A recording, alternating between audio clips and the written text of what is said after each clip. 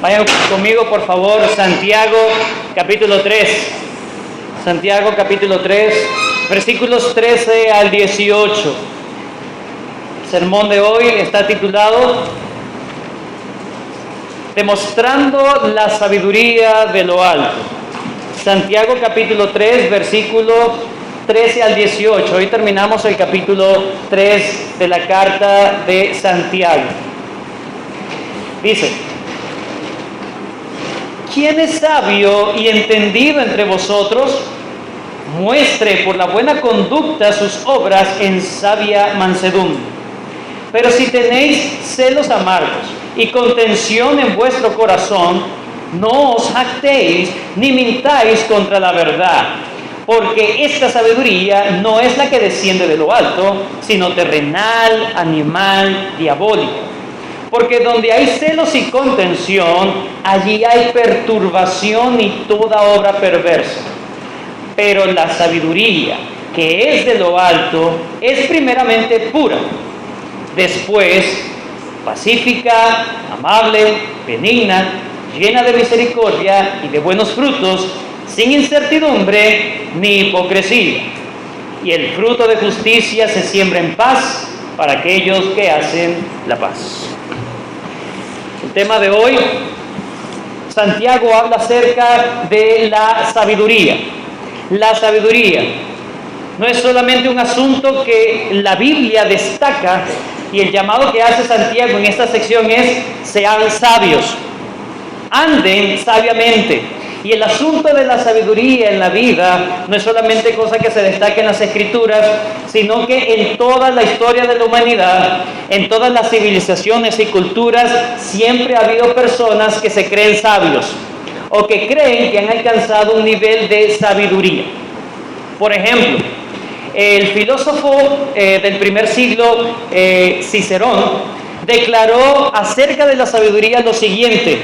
Él dijo que la sabiduría es el mejor regalo de los dioses.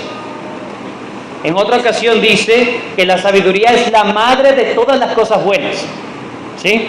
Ese era el concepto que tenían los filósofos romanos en el primer siglo. Pero definamos, hermanos, por favor, ¿qué es la sabiduría? ¿Qué es la sabiduría? Si se nos manda a andar en sabiduría, a ser sabios como andamos, entonces vamos a definir a qué nos estamos refiriendo y a qué se está refiriendo Santiago con sabiduría. Para algunos, la sabiduría, sobre todo para aquellos filósofos griegos, la sabiduría consistía en un discurso persuasivo. ¿Sí? Para los filósofos griegos antiguos, la sabiduría correspondía en poder argumentar de tal manera que sea persuasivo, que las personas puedan no solamente entender lógicamente, sino que yo les pueda persuadir, los pueda convencer de mi punto de vista. ¡Wow! ¡Qué hombre tan sabio! Por eso es que había mucha palabrería en ellos. Para otros, el concepto de sabiduría era en términos de dar las razones de las causas primarias de las cosas.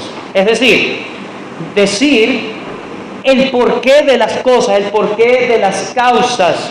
¿Cuál fue la razón de las cosas? Cuando tú ibas a un supuesto sabio y le preguntabas ¿por qué esto? Y te lo podía contestar. ¡Oh, tremendo sabio! Alguien de sabiduría. Esas son concepciones de sabiduría que tiene la gente. Otros, simplemente el que me dé el mejor consejo ético posible, ¿sí? Es decir, que no dañe a las personas y que sea moralmente bueno, estable. Ese es tremendo sabio, una persona sabia. Pero ¿qué es la sabiduría en las Escrituras? Bueno, podemos decir que la sabiduría en las Escrituras y el concepto que manejaban los judíos es como dice John MacArthur en su comentario a Santiago. Él dice: fueron los hebreos los que claramente comprendieron que la verdadera sabiduría no era intelectual, sino de conducta. De ese modo, el tonto más grande es el que conoce la verdad y no la aplica.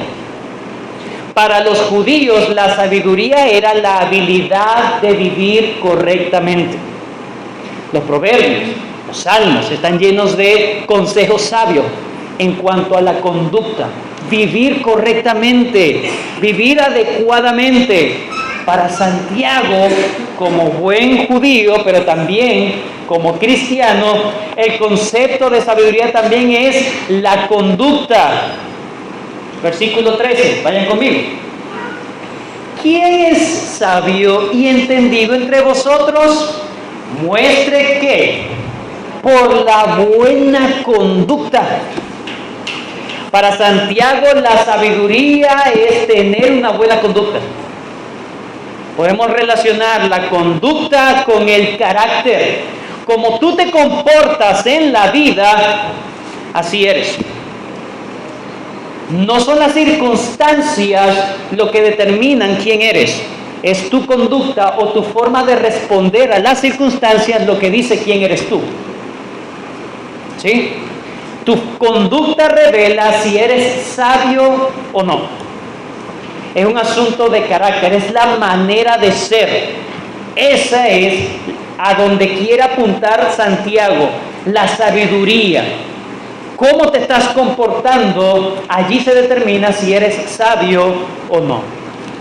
Hermanos, recordemos rápidamente cuál es la intención de Santiago con su audiencia original. Su audiencia original, recuerden que están dispersos, ¿verdad? Hay una diáspora grande, masiva de judíos en toda aquella región del Mediterráneo. Ellos están saliendo de Jerusalén porque están siendo perseguidos. Y precisamente Santiago, como pastor de ellos, está pendiente de cómo ellos se están comportando en aquellos lugares. Y en el capítulo 1, él relaciona y él quiere que su audiencia sea consona con su fe. La idea de Santiago con esta carta es: sean coherentes. Si ustedes dicen que son creyentes, demuéstrenlo con su comportamiento. Si ustedes dicen que aman al Señor, demuéstrenlo verdaderamente. No hay incongruencia allí. Sean íntegros. Ese es el punto de Santiago en esta carta. En el capítulo 1, él les dice, bueno, ¿cómo se comporta un cristiano en medio de la crisis? En medio de las dificultades, de las pruebas, de las tentaciones. Él se comporta diferente al mundo. El mundo se deprime, el mundo le echa la culpa a Dios, pero el cristiano no hace eso. En el capítulo 1, el cristiano asume con gozo las pruebas. Diferente. ¿Qué hace también? Soporta las pruebas y no le echa la culpa a las pruebas a Dios, sino que sabe que el asunto de las tentaciones viene de su propio corazón y va en contra de su propio corazón y se queja más bien de su propio corazón y sabe y otorga a Dios: no, Señor, de ti no puede venir esto, de ti proviene todo lo bueno, toda buena dádiva y todo don perfecto desciende de lo alto, Pero ¿qué también ha dicho Santiago? Bueno, que el verdadero creyente no es simplemente aquel que escucha y no hace, sino que es hacedor de la palabra. Por lo tanto, es alguien que escucha la doctrina y vive correctamente la doctrina. Por eso es que puede comportarse de esa manera en las dificultades. Y luego Santiago en el capítulo 2 nos habla, ¿verdad?, de cómo se ve el cristiano, no solamente en relación con las pruebas, sino también cómo se ve el cristiano en relación con el trato con sus hermanos. Lo primero que dice es que un verdadero creyente, alguien que dice que tiene la fe verdadera y tiene la religión verdadera, no es parcial con sus hermanos, es decir, no trata de diferente forma a los hermanos en la fe. Es una persona imparcial. Una de las características es que es imparcial. Seguimos. Probablemente se aprende ahorita. Muy bien. La otra forma de comprender quién es un verdadero creyente es aquel que no es inmute, ¿verdad?, ante la necesidad física de sus hermanos. Si tiene la capacidad de ayudar a sus hermanos, lo va a hacer. Es una persona que tiene buenos frutos, que tiene buenas obras para ayudar a su hermano, y no solamente le dice Dios te bendiga, vete a tu casa, pero eso no le llena su barriga. Entonces el verdadero creyente no solamente bendice a sus hermanos de manera con sus con lo que desea, sino que realmente es un instrumento de Dios para bendecir a sus hermanos.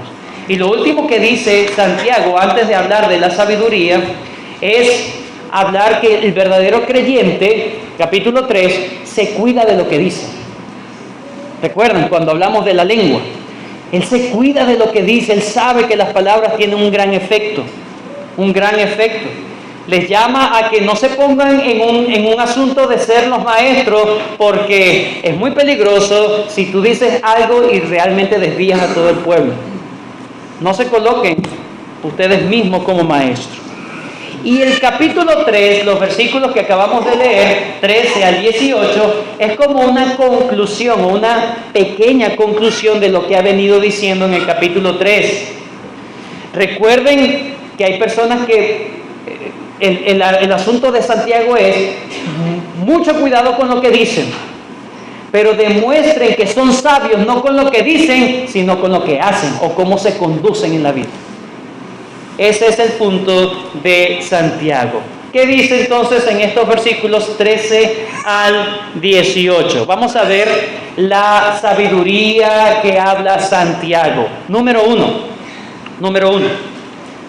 la actitud que conduce a la sabiduría de Dios. Versículo 13, la actitud que nos conduce hacia, o que es el principio a ser una persona sabia en la vida, una persona que tiene la sabiduría de Dios. Versículo 13. Número 2, vamos a ver las características y evidencias de una sabiduría diferente a la de Dios. Las características y evidencias de una sabiduría que es diferente a la sabiduría que da Dios. Versículos 14 al 16. Y en tercer lugar, vamos a ver en esta mañana las características y evidencias de la sabiduría que da Dios. Fácil, bosquejo práctico y sencillo, ¿sí? Vamos a ver, Santiago, ¿por qué dices lo que dices? Vayamos al versículo 3. El versículo 3, hermanos, comienza con una pregunta retórica. Véanlo allí. ¿Quién es sabio y entendido entre vosotros? Podemos preguntarnos, ¿con quién está hablando Santiago? ¿A quién se está dirigiendo esta pregunta en particular? ¿Quién es sabio y entendido entre vosotros? Ciertamente se lo estaba dirigiendo a aquellas personas, ¿verdad?, que tienen su mente, pero muy probablemente se estaba dirigiendo a los que se estaban haciendo maestros a sí mismos. ¿Lo recuerdan? En el versículo 1, capítulo 3, versículo 1. ¿Quiénes eran estos? Capítulo 3, versículo 1. Hermanos míos, no os hagáis maestros muchos de vosotros, sabiendo que recibiremos mayor condenación. A estos mismos que se estaban colocando como maestros en aquellas regiones, ¿verdad?, probablemente estaban haciendo cosas, estaban diciendo muy bien las cosas, pero estaban viviendo muy mal. Estaban viviendo muy mal. Probablemente se estaban más bien dirigiendo no al contexto general de todos los dispersos, sino a aquellos que se estaban colocando como maestros del pueblo. La mayoría, hermanos, la mayoría, bueno, no la mayoría, pero podemos decir que un gran grupo de estos creyentes judíos eran escribas que habían abrazado la fe en Cristo, ¿sí? Se habían convertido al cristianismo. Y si nosotros sabemos que los escribas eran personas bastante habilidosas y dotadas en el conocimiento de las Escrituras, lo que Santiago le está diciendo es, el hecho de saber las Escrituras no te cualifica para ser un maestro. No es un asunto solamente de saber teología o saber algunas cosas de teología. Ay, con eso yo me bandeo. No, así no es el asunto. Santiago dice, ¿quién es sabio? ¿Quién sabe? ¿Quién entiende las formas correctas? No es solamente el que sabe algunas cosas o que cree que sabe mucho de la Biblia. Es aquel que lo demuestra con su conducta. Aquel que lo demuestra con su conducta. Para Santiago, hermanos, No es suficiente algunas verdades teológicas. No es suficiente la manera de enseñar, si tienes la habilidad de enseñar. No es suficiente hablar para ser un maestro de las Escrituras. Este es un llamado a que seas un maestro integral. Lo que carecían los escribas y fariseos era que ellos hablaban, pero no actuaban. ¿Recuerdan? La hipocresía de los fariseos y escribas. Enseñaban al pueblo con sus palabras, pero con sus hechos lo negaban. La persona, hermanos, que es llamada a ser maestro es aquella que posee sabiduría, pero la sabiduría según Dios y no la sabiduría según el mundo. Santiago enseña que la única manera de saber si alguien tiene o no la verdadera sabiduría o la sabiduría de Dios es viendo su conducta, la forma como vive. Simon Kistemaker dice lo siguiente: una persona sabia y entendida demuestra por lo que dice y por lo que hace que posee sabiduría. Santiago utiliza el verbo demostrar, es decir, cuando dice, ¿quién es sabio y entendido entre vosotros? Muestre o demuestre, pruébelo. El verbo que usa allí Santiago de probar, ¿verdad? En el sentido de que sea evidente, que el hombre realmente aporte verdaderas pruebas o evidencias de que posee sabiduría y entendimiento, que lo confirme por medio de su conducta diaria. Para Santiago, hermanos, la sabiduría es un asunto integral. No es solamente intelectual, sino que es vivencial. ¿Cómo puedo saber si alguien está apto para enseñar? Porque vive lo que predica. Vive lo que predica. Los hechos son más fuertes que las palabras. Santiago acaba de hablar del poder que tiene la lengua, ¿recuerdan? Y luego le dice, pero el sabio no es solamente el que controla la palabra, la lengua, es aquel que vive lo que dice. Es más fuerte, es más peligroso. Aquel que no solamente puede desviar a alguien con lo que dice, sino en la forma como hace las cosas. Su conducta puede arrastrar a masas. Puede convencer con su palabra, pero la conducta definitivamente va a arrastrar. Y una de las características que Santiago resalta es que el camino para tú saber si alguien está correctamente en la sabiduría es algo, la conducta que es mansa, mansedumbre, véanlo allí.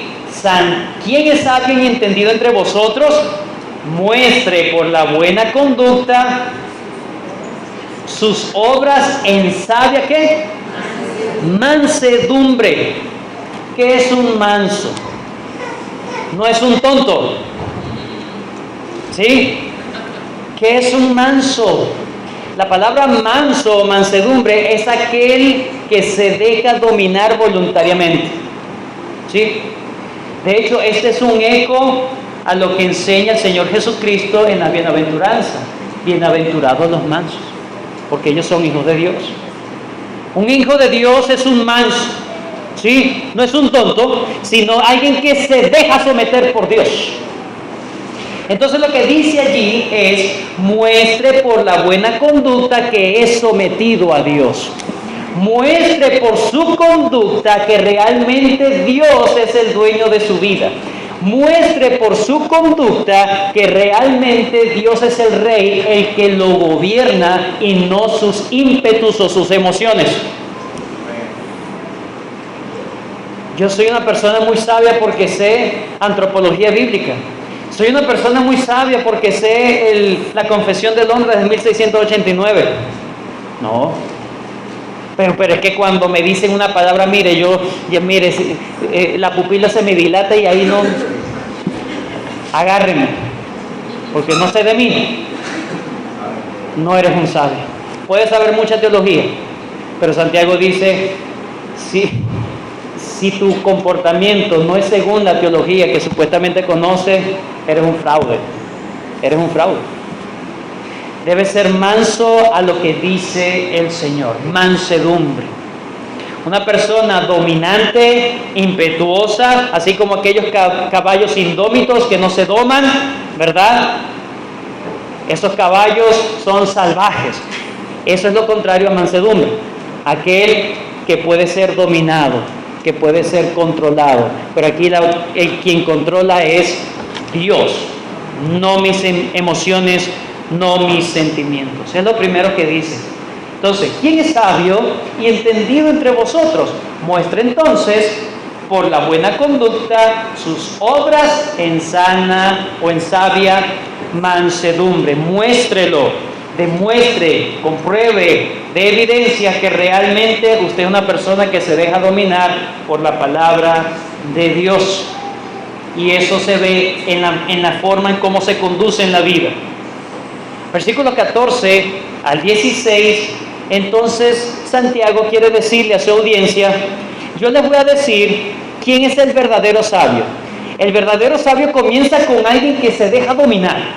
Pero ¿cómo se ve el sabio? Bueno, lo primero que les voy a decir es cómo no es un sabio. No es la verdadera sabiduría. Empieza por la parte negativa. Nos habla de las evidencias y las características de la sabiduría que no es de Dios. Es decir, hay dos clases de sabiduría. Así como hay dos clases de fe. En Santiago se ve la fe muerta y la fe verdadera. ¿Lo ven? Asimismo hay la sabiduría verdadera, la sabiduría de lo alto y la sabiduría que no es de lo alto. Y él lo llama la sabiduría terrenal. Él quiere decir entonces que no es la sabiduría correcta a la que él quiere, a la que él está haciendo énfasis. Versículos 14 al 16, leámoslo y explicamos. Pero si tenéis celos amargos y contención en vuestro corazón, ¿a qué está apuntando Santiago? Si está diciendo muestre su sabiduría con su comportamiento, entonces el comportamiento negativo te va a decir que no posee sabiduría. Si tienes celos amargos y contención, señala dos actitudes que demuestran que alguien realmente no tiene sabiduría de Dios. Número 1, celos amargos. ¿Qué es un celo amargo? Celoso. Bueno, también se puede traducir como envidia. El celo amargo, la envidia es resentirse, irritarse, molestarse por la buena fortuna o la bendición que recibe otro y yo no. ¿Por qué Dios le da a este y a mí no? Celos, envidia. Santiago ha identificado que en esta congregación y entre estas personas que se creen muy sabios y se están colocando ellos mismos como maestros, tienen celos entre ellos mismos. Pero si ustedes siguen con esa actitud, celos amargos y contención en vuestro corazón, ¿cómo se pueden jactar de eso? ¿Cómo pueden ufanarse de que, bueno, yo le tengo celos al otro hermano? Eso no se puede dar en la iglesia de Cristo. Que yo le envidio a mi hermano en la fe. No. Yo debo contentarme. Debo gozarme con los que se gozan, llorar con los que lloran, dice la palabra de Dios. Debo amar a mi prójimo como a mí mismo, y si es mi hermano, más todavía. Pero tener celos de un hermano, envidia de un hermano, pero no solamente celos, envidia, sino que también dice contención. ¿Qué es contención? La palabra allí no es solamente, hermanos, somos humanos. Somos seres humanos, somos falibles. Y alguno puede decir, pero ¿quién no se puede molestar por alguna actitud de algún hermano, verdad? Algún pequeño roce, eso es normal. Sí, es verdad, somos humanos, es normal que podamos tener algún pequeño roce con alguien.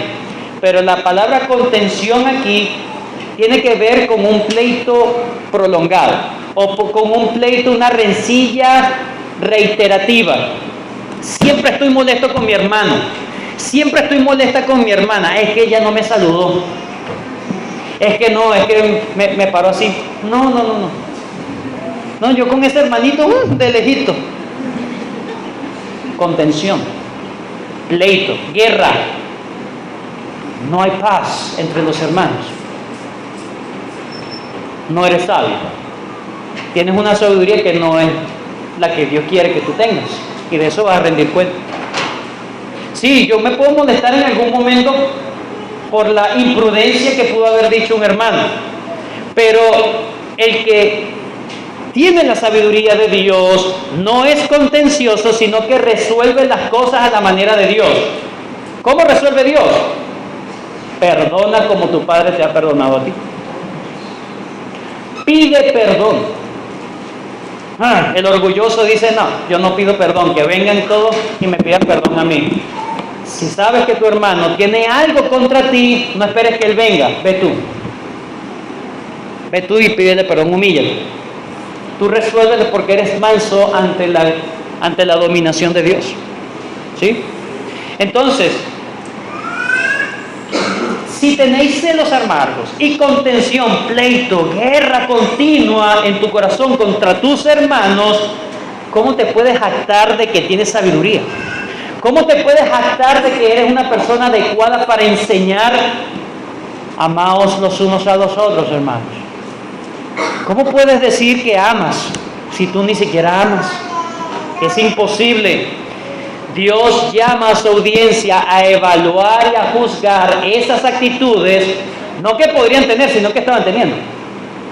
De esas actitudes como una sabiduría que no corresponde a la sabiduría de Dios.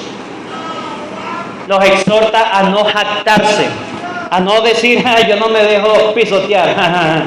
No, eso no es del cristiano, eso no es cristianismo. Es una actitud que va en contra de la verdad de Dios. Dice, no os jactéis ni mintáis contra la verdad. Esa actitud está echando por tierra la verdad de Dios. Esa actitud está en contradicción con lo que enseñan las Escrituras. ¿Cómo te puedes jactar de eso? Y el versículo 15 hay un porqué o un fundamento de por qué está diciendo Santiago esto. Versículo 15. Porque esta sabiduría, si es que le quieres llamar sabiduría, porque esta sabiduría no es la que desciende de lo alto y le da tres adjetivos a este tipo de conducta. Sabiduría, conducta, ¿sí? Terrenal, animal, diabólica. Hay tres adjetivos descendentes, ¿sí? Terrenal, animal y diabólica, como una caída en lo que quiere decir Santiago. ¿Qué quiere decir Santiago con terrenal? Es todo lo opuesto a lo celestial, ¿sí? Fácil. Todo lo que se opone a la forma de Dios y que es contraria a la forma de Dios es la forma de pensar del que está en contra de Dios. Si Dios dice ama, yo odio. Si Dios dice a la derecha, yo voy a la izquierda. Es terrenal, es según lo que dicta el mundo. Según lo que dicta el mundo, de esto no te puedes jactar. Es la forma de pensar del incrédulo, del que no ama las cosas de Dios, sino del que ama el mundo, de que le gusta ser como el mundo se comporta. Así me gusta ser. Entonces no has entendido lo que es el cristianismo. El que piensa según el mundo, esa es la sabiduría terrenal. Pero no solamente lo llama sabiduría terrenal, sino animal. Es como una degradación. No solamente porque te opones a Dios, sino porque tú crees que eres libre. No, es mentira. Tú te dejas dominar por tus pasiones desordenadas y por tus emociones. Finalmente no eres una persona libre. Tú haces y dices, ¿verdad? Tu pensamiento, tu corazón y tu mente están conectadas inmediatamente, directamente con la palabra y con tu conducta. Lo que tú sientes lo haces. No, me siento bien, lo hago. Me siento mal, no lo hago.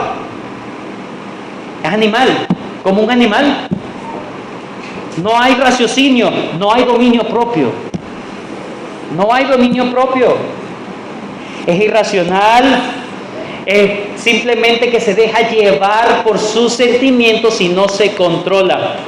El fruto del Espíritu es amor, gozo, paz, paciencia, benignidad, bondad, fe, mansedumbre, templanza, dominio propio. Entonces no puedes decir que Dios te dio eso, no, que Dios me lo quite. No. Tú tienes que controlar, tú tienes que dominar. Si quieres decirle algo malo a tu esposa, tú te dominas, piensas y tú le dices, o tú piensas en ti mismo, tú te hablas a ti mismo. ¿Cristo le diría eso a su esposa, a la iglesia? Te controlas. Y la esposa no se quiere someter. Y ella piensa, debería pensar, ¿la iglesia se comporta así o debería la iglesia comportarse así ante Cristo su Señor? Si no actuamos según la sabiduría de lo alto, según la sabiduría de Dios, estamos actuando según la sabiduría del mundo, terrenal, carnal, animal y lo peor de todo, diabólico. Diabólico. Uy, no lo digo muy fuerte. Diabólico. La palabra diablo o diablos en el griego, ¿qué significa? Calumniador, acusador. Cuando tú te comportas así, como dice aquí en este caso, celos amargos, contención, según la filosofía del mundo, tú te estás adecuando a los objetivos del diablo mismo. Tú te pareces más al diablo que al Padre Celestial. ¿Sí? Eres engañoso y perverso. Y esa actitud está demostrando que te estás alineando a los propósitos del diablo en vez de los propósitos de Dios. ¿Cuál es el propósito del diablo? El acusador, el calumniador. Su propósito es dañar el evangelio. Su propósito es pisotear el evangelio. Su propósito es manchar el evangelio con mala reputación. Y si tú lo haces de esa manera, tú estás ayudando al enemigo. Tú le estás dando una palmadita al diablo. Mira, yo soy instrumento tuyo. Tú estás manchando el evangelio con tu mala conducta. No, es que yo soy maestro. Yo fui maestro. No, es que yo soy consejero. Yo fui consejero. No, es que yo soy predicador o fui predicador. Ya va, pero tu conducta. No importa mi conducta, lo importante es que yo soy o yo fui. No. Tu conducta ahora está dañando el evangelio de Cristo. Eres un adversario. Eres alguien que calumnia el evangelio. Así le dijo Satanás, el Señor Jesucristo a Pedro. ¿Sí? El Papa, no mentira. Le dijo a Pedro, me es necesario ir y padecer en Jerusalén. Y Pedro le dijo, no, Señor, no permita que no te hagan esas cositas, Señor, por favor. Apártate de mí, Satanás, le dijo. No como el perrito de él, ¿verdad? Le dijo Satanás. Eres un adversario, un oponente en contra del propósito de Dios.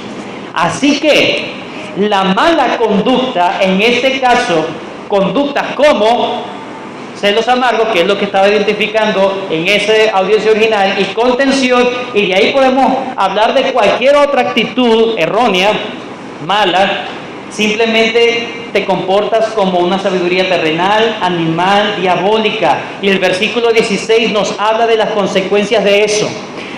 ¿Qué trae? ¿En qué conlleva todo ese asunto, hermanos? Versículo 16.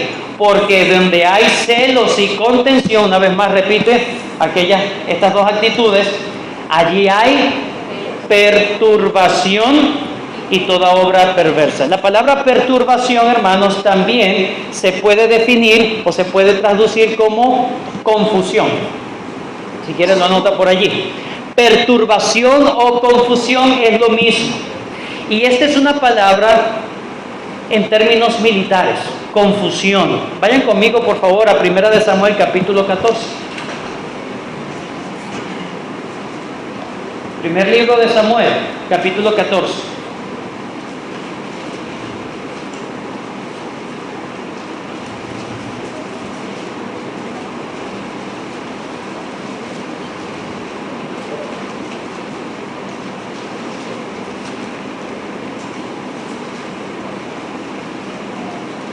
Versículo 20. Dice: y juntando Saúl a todo el pueblo que con él estaba, llegaron hasta el lugar de la batalla, y he aquí que la espada de cada uno estaba vuelta contra su compañero, y había gran confusión. La palabra confusión es un término para hablar de derrota, para hablar de pérdida militar. Confusión, perturbación, es lo mismo, ¿sí? Vayan conmigo a Job, capítulo 8. Job, antes de Salmos. Libro de Job, capítulo 8.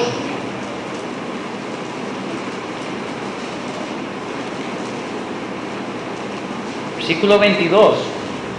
Los que te aborrecen serán vestidos de confusión, y la habitación de los impíos perecerá. Derrota, aplastamiento. Entonces, lo que trae esas malas conductas en el pueblo de Dios, entre los creyentes, es derrota militar. ¿Qué es lo que está diciendo Santiago? Santiago está diciendo que si nos comportamos de esa manera, estamos perdiendo la guerra. La batalla de la fe la estamos peleando muy mal. Estamos guerreando contra el enemigo incorrecto. Estamos matando al propio pueblo de Dios en vez de los enemigos de Dios. Es lo que está diciendo Santiago. Esa sabiduría lo que te hace es destruir el cuerpo de Cristo. Y hay de aquel que se mete con el cuerpo de Cristo. Entonces, tú eres sabio. No creas que es simplemente porque sabes de las cosas de Dios, sino porque te comportas como Dios quiere que te comportes y no según la manera del mundo. Transformaos por medio de la renovación de vuestro entendimiento, para que comprobéis cuál sea la buena voluntad de Dios, agradable y perfecta.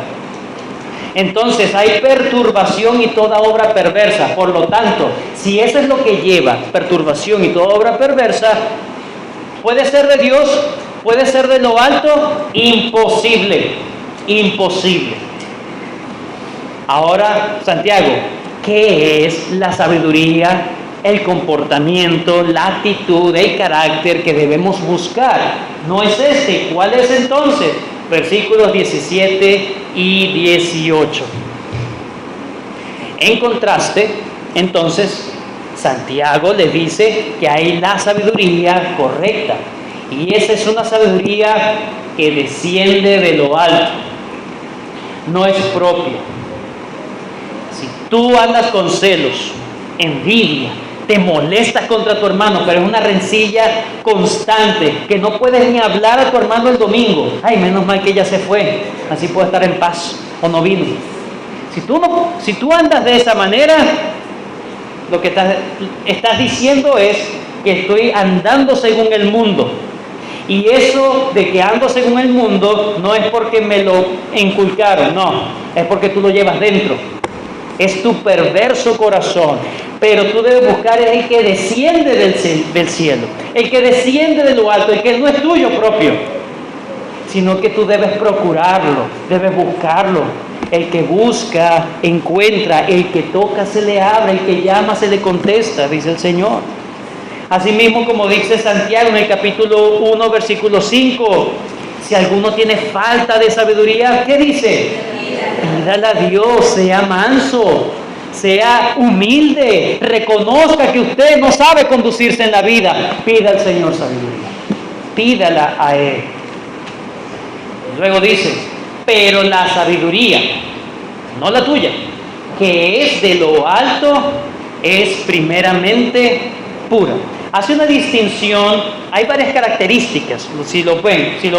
Hay 7 características que menciona Santiago acá. La primera está como distinta de las otras 6. La primera, él dice que es de lo alto, es primeramente pura. Luego dice después, y empieza a clasificar las demás, o a enumerar las demás. ¿Por qué se concentra solamente en pura? Como una distinción aparte del resto. Bueno, porque precisamente como viene de Dios, todo lo que proviene de Dios es santo, es puro, sin contaminación. capítulo 1, versículo 27. Capítulo 1, versículo 27. La religión pura y sin mácula delante de Dios es visitar a los huérfanos y las viudas en sus tribulaciones y guardarse sin mancha del mundo. Por lo tanto, las cosas que Dios dice siempre son diferentes a las del mundo. Escucha bien esto. Lo que Dios dice siempre va a ser contrario a lo que el mundo dice. Siempre. Es diferente. No está manchado ni mezclado con la corriente o filosofías del mundo. No hay psicología mundana en las Escrituras, hermanos. Viene y desciende de Dios mismo y es pura, es santa como Dios es santo. Eso es lo que nos llama Pedro: sed santos como dice el Señor, porque yo soy santo. Entonces, esta es una sabiduría diferente a la del mundo. Hay un contraste evidente. Pero las otras 6 las mencionan, y quiero que me sigan acá, ¿verdad? Espero no se hayan dormido. Espero que me sigan acá. Estas 6 las vamos a poner en categorías, ¿ok? Síganme acá. Estas 6 que siguen las vamos a colocar en 3 categorías. Las primeras 3 es una categoría, las otras 2 una segunda categoría y las últimas 2 una tercera categoría. Primera categoría, que son las primeras 3, que dice pacífica, amable y benigna. Esas 3 las vamos a agrupar en una primera categoría que la vamos a llamar actitud sabia. La actitud sabia. Esa sabiduría de Dios, pura, sin defecto, se ve en primer lugar en una actitud sabia. Actitud sabia. Ahorita la vamos a ver, esas 3. La segunda categoría es la acción sabia o la ejecución sabia, que sería llena de misericordia y de buenos frutos. Esas 2. Y la tercera categoría es de un juicio sabio. Tercera categoría, un juicio sabio o un pensamiento sabio, que dice sin incertidumbre ni hipocresía. Entonces vamos a ver estas 6 rápidamente. Número 1, dentro del de la primera categoría, que significa la actitud sabia, ¿sí? Es pacífica. ¿Qué significa pacífico? Alguien que procura la paz. ¿Ven que es diferente al envidioso y contencioso? Al que guerrea. Es diferente. En vez de buscar permanecer en guerra, busco resolver la guerra. Quiero estar en paz, no sentirme en paz. Imagínense por allá, por Chichiriviche, ¿verdad? Me siento en paz. No, eso no es la paz. La paz es ausencia de guerra o de conflicto. Cuando el Señor dice, justificados pues por la fe tenemos paz para con Dios, está diciendo, no hay conflicto con Dios por Jesucristo. Pero si no tienes a Jesucristo, tú estás en guerra con Dios. Hay conflicto, hay problemas. Pero en Jesucristo estamos justificados y tenemos concordia, armonía, paz con Dios. Entonces, el que es pacífico está demostrando que tiene la sabiduría de lo alto. No es el que evita los problemas, sino el que resuelve los problemas sabiamente. ¿Sí? No es el que no quiere hablar, sino el que habla sabiamente según la sabiduría de Dios. No es el esposo que dice, yo prefiero callarme para no entrar en conflicto. No, es el que dice las cosas correctamente, en paz, que busca la reconciliación, que hay un temperamento controlado, que resuelve como Dios quiere que se resuelvan las cosas. Segundo, es una actitud amable.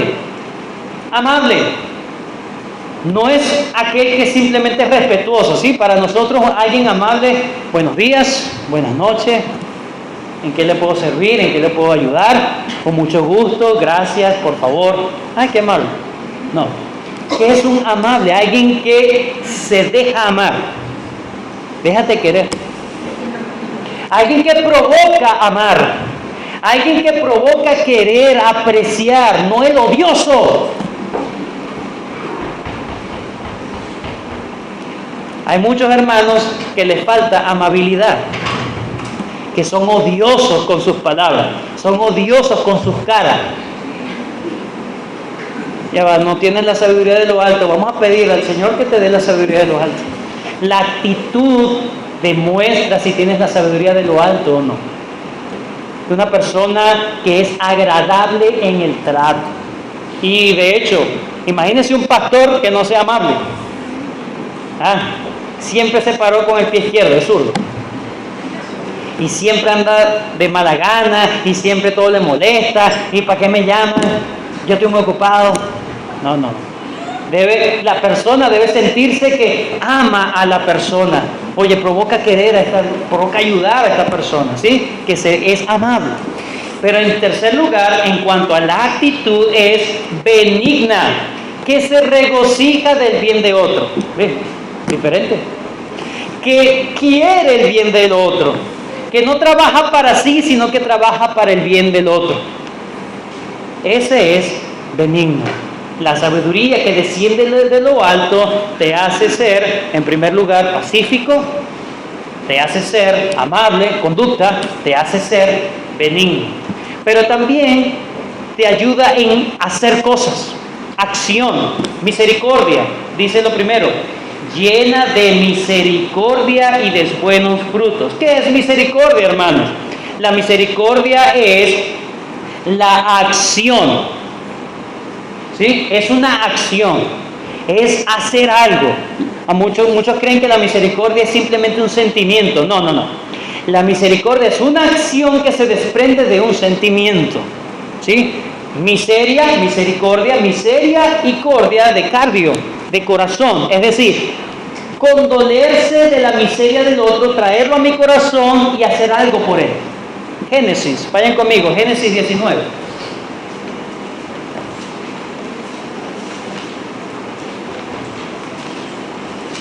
Génesis 19.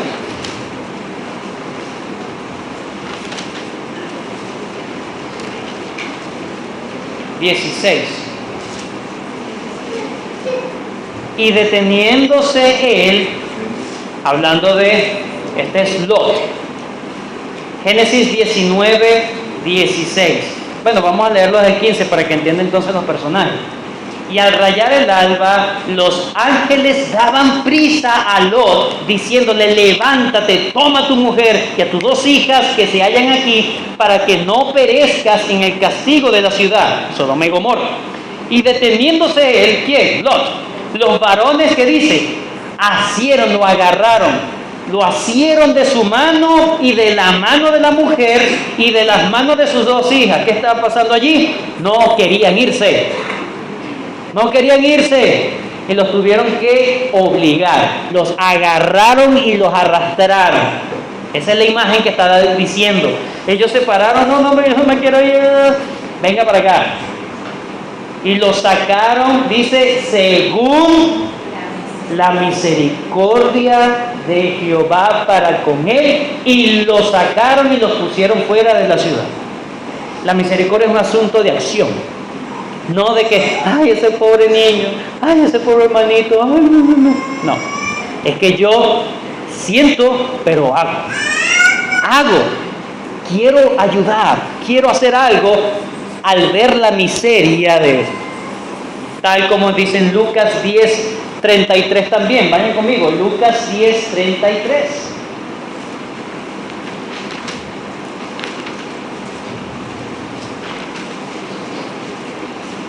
Esta es en la parábola. Lucas 10:33, la parábola del buen samaritano. Pero un samaritano que iba de camino vino cerca de él y viéndole, ¿qué dice? Fue movido a misericordia y siguió su camino. No, ¿verdad? ¿Qué pasó? Acercándose, vendó sus heridas, echándoles aceite y vino y poniéndole en su cabalgadura, lo llevó al mesón y cuidó de él. Pensé que era un asunto de sentimiento. Sí, los sentimientos están involucrados, pero es un asunto de acción más que de sentimientos. Entonces, la sabiduría que desciende de lo alto no solamente quiere ayudar, sino que ayuda. Realmente es misericordiosa. Es tangible la ayuda a sus hermanos. Y lo segundo es de buenos frutos. Y si ustedes pueden recordar, en el capítulo número 2, hablando de las obras, ¿verdad? Para los hermanos se habla también de frutos. Según el propio Santiago, el buen fruto es las buenas obras que hay para beneficiar al pueblo de Dios. Y por último, buen juicio, o el juicio sabio, el juicio correcto. Interesante esto que dice. Las dos últimas dice: sin incertidumbre ni hipocresía. Incertidumbre significa algo que se puede dividir, que se puede partir. Incertidumbre, indecisión, inconsistencia, inconsecuencia, vacilación, duda. No, el que duda en ayudar a su hermano, en ser amable, el que dice, no, pero será, no, él se deja dominar y no duda en eso, se deja dominar por el Señor. No tiene incertidumbre en su manera de ser. ¿Qué es lo que Santiago en el capítulo 1 le decía a aquellos que, bueno, el que pida con fe? ¿No qué? No dudando nada, no sea inconsistente. Si vas a pedir, recuerda que Dios quiere que tú realmente confíes en Él y no simplemente pidas a ver si, bueno, la pegué. No, con verdadera fe, con verdadera confianza, sin incertidumbre. Y por último, sin hipocresía. La hipocresía es falsedad que parece verdad. Eso es hipocresía. Es falsedad que parece verdad. Es simplemente una apariencia, pero no hay algo genuino. No hay algo genuino, no es real, es ficticio. No, la sabiduría no es ficticia. La sabiduría que Dios da no es hipócrita, es real, es genuina. Hay verdadera misericordia, hay verdadera tolerancia en el pueblo de Dios, hay verdadera armonía en el pueblo de Dios y no una apariencia de armonía. Le peló el diente, pero no, cuidadito con ello. No, así no es. Así no es. Y por último, termina el versículo 18, y el fruto de justicia se siembra en paz para aquellos que hacen la paz. Muchos concuerdan de que este versículo 18 es un proverbio o un refrán, un dicho que se conocía en la época, hablando acerca de que lo que siembras tú hoy lo vas a cosechar mañana, ¿sí? Y el fruto de justicia se siembra en paz para aquellos que hacen la paz. Eso se va a ver después. Eso, cuando tú siembras paz, siembras concordia, armonía, eso va a permanecer. Es lo que está diciendo. John MacArthur dice: la sabiduría divina produce un ciclo continuo de justicia que se siembra y se cosecha. Dice, en una apacible y armoniosa relación con Dios y los fieles y una relación entre los propios fieles. Pregunto, hermano, ¿cómo te conduces en tu vida? Estoy hablando a los creyentes, a los que dicen ser creyentes en esta mañana. ¿Cómo te estás conduciendo diariamente en tu vida? ¿Te estás alineando a los propósitos del diablo? ¿Manchando la reputación del evangelio con tu conducta? ¿Tus hijos pueden decir, mi padre es un verdadero creyente? ¿Mi madre es una verdadera creyente? Tus padres pueden decir, mi hijo es un verdadero creyente.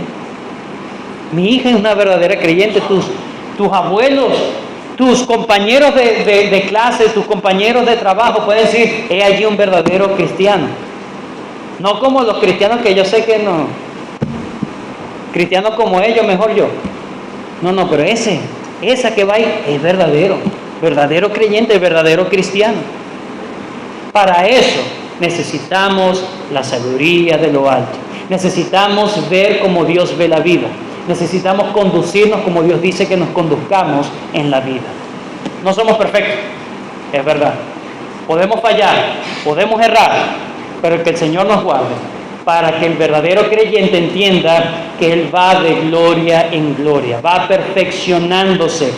Probablemente no al mismo ritmo que otros, pero hay un progreso en la fe, hay un progreso en la santidad. Y si no estás viendo progreso en tu vida, de cambio de comportamiento, de cambio de actitud, de cambio de conducta, es hora de que te arrepientas y le pidas perdón a Dios y entiendas que no eres verdadero creyente.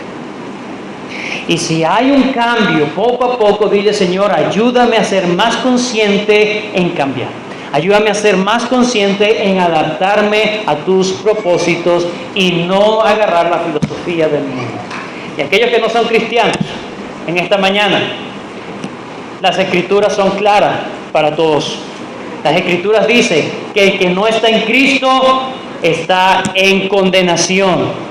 El que rehúsa creer en el Hijo de Dios no verá la vida. Es una sentencia de Dios. No verá la vida, sino que la ira de Dios está sobre él.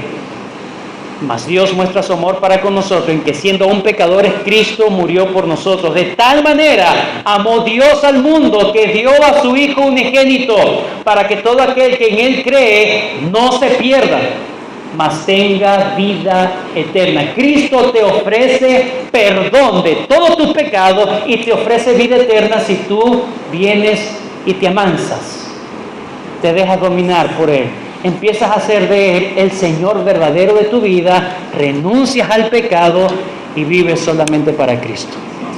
Oramos. Gracias, Señor, por este tiempo que nos has dado para meditar en tu bendita y santa palabra.